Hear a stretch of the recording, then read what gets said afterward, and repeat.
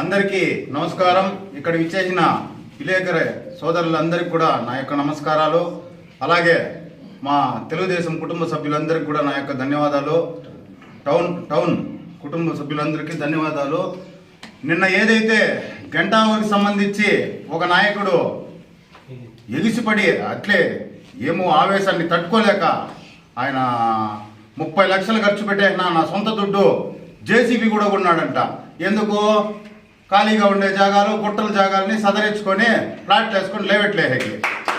ఇది వచ్చేసి దీనికి వచ్చేసి నేను అభివృద్ధి చేసిన మీ జనమానికి ఒక టకారం మన్నేసిరానే. అయ్యా, గత 5 ఏళ్ళు తమరు గారే ఇన్ఛార్జిగా ఉన్నారు.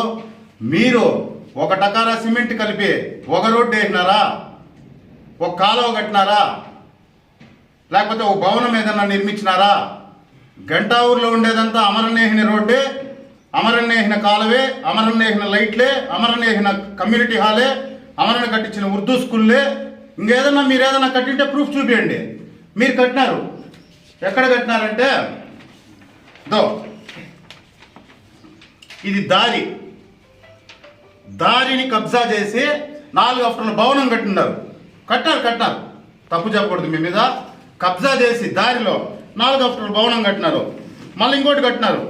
గవర్నమెంట్ హాస్పిటల్ ముందర ఒక జాగాని కబ్జా చేసి 2 అంగడి రూమ్లు వేసి షటర్ బీగాలు వేసి పెట్టుకున్నారు. బాగా కట్టినారు. ఇదని కట్టినారు. ఈ బిల్డింగ్కి సంబంధించి దొంగ డాక్యుమెంట్ అగరబత్తి కాలనీది ఈ సర్వే నెంబరు. ఈ సర్వే నెంబర్ పెట్టి గంటావూరులో వచ్చేసి 4 అఫ్టర్ పెద్ద భవనం కట్టి ఆనాడు సచివాలయానికి ఇది అనేసి ప్రగల్భాలు పలిపినావు. మళ్ళీ ఇంకోటి అదే కడతాను. ఇల్లు స్థలాల గురించి 16 నెలలుగా అక్కడ ఇన్ఛార్జీలు ఏమేమి చేస్తున్నారని మాట్లాడినాడు. అయ్యా,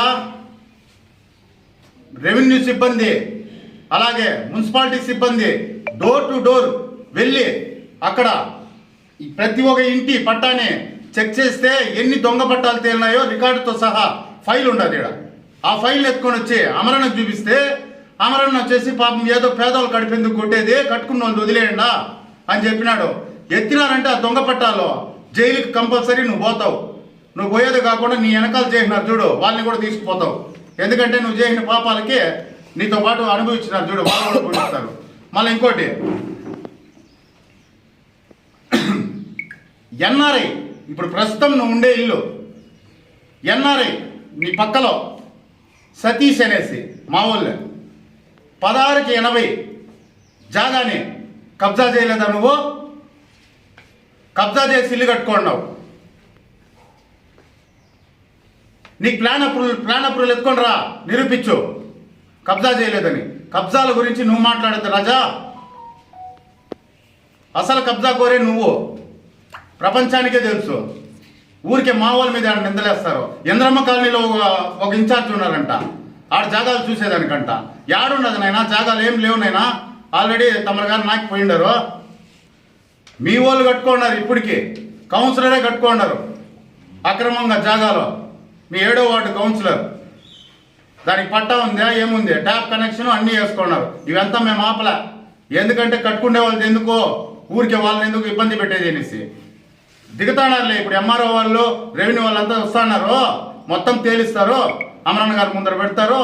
ఇప్పుడు నువ్వు మాట్లాడిన దానికి నీకు బహుమానం వాళ్ళే ఇస్తారు. దయచేసి నోరుంది కదా అని ఇష్టానికి అన్నా మళ్ళా అమరన్న గారిని అన్నా ఏదో గంటావుని దత్తత తీసుకుంటే ఆ రోజు పోయినారు, ఈ రోజు రాలేదనే. ఆ రోజు పోయిన నేను కూడా నైనా గత 5 ఏళ్ళు అన్నా వెంకయ్య గౌడనా ఈ చూడన్నా అక్రమాలు ఏబిఎన్కి ఇచ్చిన న్యూస్, ఏబిఎన్లోకి ఇచ్చిన లేఅవుట్ కాడికి పోయి ఇచ్చిన అన్నా చూడన్నా ఈ అక్రమము అనేసి నేను కూడా ముత్తుకునిందేనైనా. అమరన్న కట్టినాడు కాబట్టి ఈరోజు ఆ గంటావూరులో లైట్లు అన్న మలతాండాయి, రోడ్లు అన్న మలతాండాయి. మట్టి లేదు, కాలువలు కోసుకొని పోయినాయి. నీ కండ్లు ఏమన్నా పోయినాయా? మన్నంతా వచ్చేసి 200 లోడ్ల దాకా మన్ను తోలి సదరం చేపించినాము. వాన వస్తుంది, కొట్టుకొని పోయింది. తమరు గారు 5 ఏళ్ళలో వచ్చేసి ఒక కాలువ తేలే, ఒక రోడ్డు తేలేదు. మళ్ళీ నువ్వు మాట్లాడుతున్నావు ఇన్ఛార్జీల గురించి. ఇన్ఛార్జీలు అంటే దయచేసి నోరుంది కదా అని ఇష్టానికి మాట్లాడితే ఇంకోసారి ఇంకా తీవ్రంగా ఉంటుంది.